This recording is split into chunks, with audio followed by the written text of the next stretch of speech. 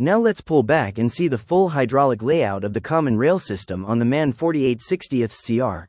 How pressure is generated and stored. At the bottom we have the low-pressure fuel supply coming in at 11 to 12 bars, shown in yellow. This feeds the high-pressure pumps, which you see here as these pumping units with their drive from the engine. The pumps deliver fuel at up to 1,850 bars maximum. That's the red high-pressure lines, straight into the accumulators, the long red horizontal sections that act as the common rail storage. These accumulators are connected in series so pressure is shared evenly across all cylinders. From each accumulator section, high-pressure fuel goes up to the valve groups, one per cylinder, which control the exact delivery to the injectors, shown as the injector symbols at the very top.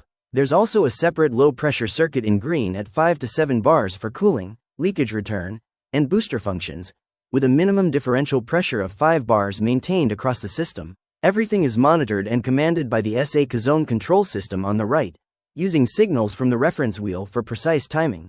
This complete hydraulic circuit ensures stable high pressure, quick response, and safe operation.